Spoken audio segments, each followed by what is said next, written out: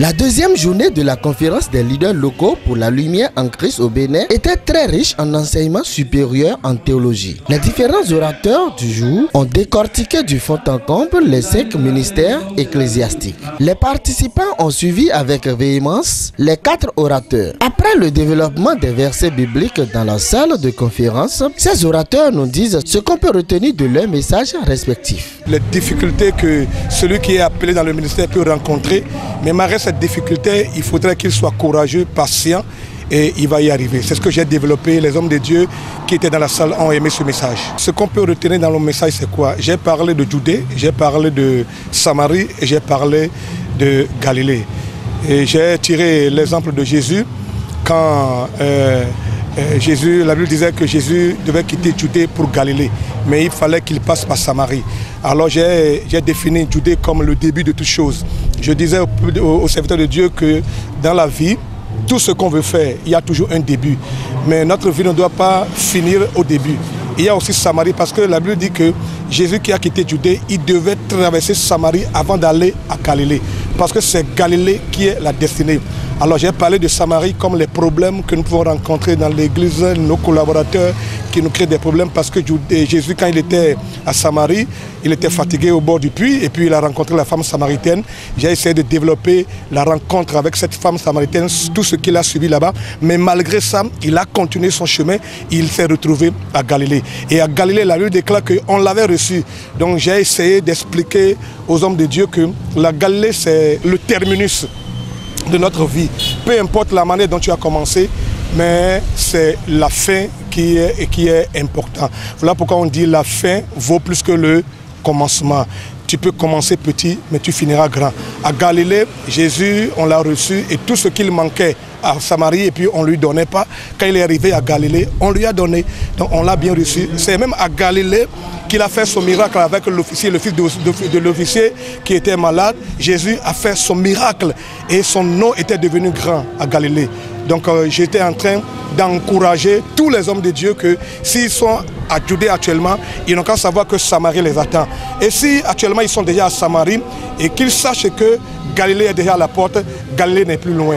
Et je les encourage de faire tout possible, de ne pas baisser les bras. Et Galilée, ils vont se trouver à Galilée. Il y a beaucoup de ministères que les fidèles aussi peuvent exercer dans l'église. Ces ministères seront découverts et révélés par l'enseignement et la prière du pasteur. Et après cela, le pasteur doit beaucoup prendre au sérieux sa vie dévotionnelle avec Dieu. Et comment dit-on, aller devant la porte, désirer toujours la présence de Dieu chaque jour pour un ministère florissant et rempli de succès. Enfin, il ne devrait pas oublier ce qu'on appelle le mentorat. Il doit chercher à avoir maintenant de relations mentorales avec d'autres collègues, surtout des plus âgés, des plus anciens que lui, dans le ministère, pour partager avec eux des temps difficiles, des temps de crise, des problèmes, des faiblesses qu'il rencontre souvent dans le ministère afin de recevoir l'aide, le conseil nécessaire de ces derniers pour se relever, pour retrouver la force de continuer la marche jusqu'au bout. Il a un certain nombre d'âges, dans le ministère il est expérimenté, il doit aussi se disposer de temps pour accueillir des plus jeunes que lui aussi dans le ministère, qu'il va aider à se relever de leur chute, de leur faiblesse et leur donner le courage, l'aide nécessaire volontairement et gratuitement pour que tous nous puissions vraiment avoir une relation d'entraide mutuelle, nous pousser les uns et les autres maintenant à la victoire pour qu'au dernier jour, le Seigneur Jésus qui nous a tous appelés dans le champ de la bataille en soit vraiment glorifié et puisse dire à chacun de nous, bon et fidèle serviteur, oui, tu as été fidèle dans ce que j'étais confié. Entre maintenant dans la joie de ton maître et ce pour toujours. L'évangéliste n'est pas appelé à s'asseoir dans l'office comme un pasteur. Il n'a pas un bureau au sein de l'église. C'est quelqu'un qui est prêt pour le sacrifice. Tandis que le pasteur réclame un bureau, cherche des places climatisées, des chambres ventilées ou de bureaux assaisonnés. L'évangéliste ne réclame pas ça. Il est prêt pour le sacrifice. Il s'expose à la pluie, au vent et à la poussière de la rue parce que son office est sur les places publiques, dans les lieux de marché. Et son office, c'est dans la rue, dans les maisons, en train d'annoncer Jésus. Et donc, c'est un travail important. Malheureusement, aujourd'hui, beaucoup d'appelés en tant qu'évangélistes ont abandonné leur mission, ils ont abandonné leur appel et ils sont devenus pasteurs. C'est-à-dire que les fondateurs d'église ont converti les évangélistes en pasteurs, juste pour leur donner salaire, juste pour leur donner le soutien mensuel. On les oblige à abandonner leur appel d'évangéliste et on les consacre dans l'office pastoral. Et le ministère peine à prendre. Ils dirigent l'église, mais l'église ne se développe pas. Pourquoi? Parce que ce n'est pas leur plateforme. Il est impossible de sortir le poisson de l'eau pour le mettre sur la terre et espérer que le poisson survive. Donc sortir l'évangéliste de la mission et le ramener s'asseoir dans l'église, c'est tuer son appel, c'est tuer son zèle, c'est tuer ce qui est en lui, c'est détruire une grâce de Dieu. Je voudrais donc par ce biais lancer cet appel à tous les fondateurs d'église de pouvoir reconnaître les appels, particulièrement l'appel des évangélistes. Donner de la place aux évangélistes dans les églises. Donner de la place aux évangélistes en mission. En tant que fondateur, envoyer les évangélistes en mission. Que l'église les soutienne, que l'église les accompagne. Parce que la Bible dit que personne ne fait le service militaire à ses propres frais. Je voudrais interpeller les évangélistes qui ont abandonné eux autres leur mission, à repartir à leur fonction, à reprendre leur appel, à retourner leur office, qu'ils se retrouvent dans leur fonction. L'évangéliste n'est pas censé être dans le confort. Il peut jouir du confort, Dieu lui fera grâce. Mais quand il est dans son office, il n'est pas dans le confort parce que ce n'est pas un office confortable au vu au su des hommes. Mais c'est le travail le plus louable. La Bible dit, si le monde doit finir, c'est la mesure que le Seigneur va regarder avant que le monde ne termine. Car il est dit dans Matthieu 24 que cette bonne nouvelle du royaume sera prêchée à tout le monde entier et c'est alors que viendra la fin.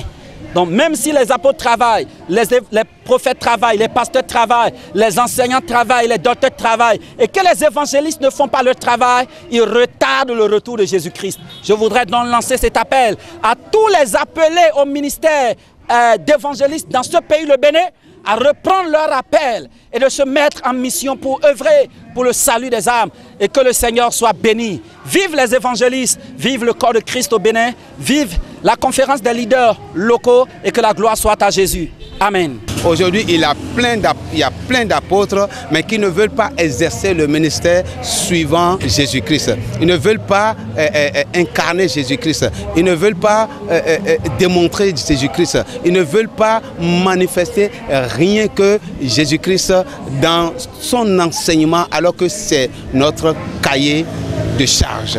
Mais malheureusement, aujourd'hui, il y a plusieurs apôtres, à cause de leur ventre, à cause des difficultés de ce monde, ils créent des situations, ils sont capables pour tordre l'évangile, ils sont capables pour renverser la parole de Dieu juste pour se satisfaire. Et voilà le message que Christ m'a donné de véhiculer à ses serviteurs pour que cela se corrige. Personne ne peut s'envoyer lui-même, c'est quelqu'un qui l'a envoyé. S'il peut reprendre conscience pour savoir que c'est Jésus qui m'a envoyé et je ne peux rien faire que ce qu'il a dit, ça va être corrigé. Révérend apôtre Toklo, le rhumatologue, nous dit pourquoi avoir choisi ce thème pour cette conférence. Par l'Esprit Saint de Dieu, par le guide du Saint-Esprit de Dieu, nous avons choisi ce thème, les 5 ministères, les rôles édifiants dans l'Église, parce que nous devons aujourd'hui apprendre ou faire savoir à chaque ministre de Dieu, à chaque appelé de Dieu, à chaque pasteur, apôtre, prophète, docteur, évangéliste, quel est alors, dans un premier temps, les appels et quel est alors les feuilles de rôle, c'est-à-dire qu'est-ce qu'il doit faire pour pouvoir accomplir les appels, les missions ou les ministères que Dieu les a confiés. Ma joie est que je vois mes pères qui m'entourent, je vois mes aînés qui m'entourent, je vois les Béninois, serviteurs de Dieu, je vois les Béninois, servants de Dieu, je vois le corps pastoral de ma nation qui a vraiment épousé cette vision qui est la conférence des leaders locaux pour la lumière du Christ au Bénin, parce qu'ils ont compris finalement que nous devons nous-mêmes aimer et valoriser ce qui est en nous, dans notre nation, le Bénin, et nous devons alors promouvoir les livres chrétiens de notre nation, nous devons promouvoir les orateurs et les oratrices de notre nation, nous devons montrer au monde entier que le Bénin étant appelé berceau de Vaudou, n'est plus berceau de Vaudou, mais est devenu la montagne des Zions. Le Bénin est en train de faire appel au monde entier qu'il est devenu Israël d'Afrique et que le Seigneur, par le Bénin, va sauver le monde entier. Donc voilà ma joie, voilà pourquoi je suis gai, voilà pourquoi je suis ravi, voilà pourquoi je souris. Et je remercie le Seigneur pour cette vision christique qu'il a envoyée au Bénin et il a choisi le petit que je suis pour me confier cette grande vision christique pour le réveil de ma nation, le Bénin. Et par le Bénin, le Seigneur va impacter le monde entier. Le Bénin va apporter le réveil, le vrai réveil christique au monde entier. Nous sommes prêts et nous allons nous sacrifier et le Bénin va relever le défi. Que l'Éternel arme de beaucoup de connaissances ses participants pour qu'ils deviennent eux aussi de bons prédicateurs. Ainsi donc, l'équipe dirigeante de la conférence des leaders locaux pour la lumière en Christ que dirige le révérend Toklo s'en réjouirait.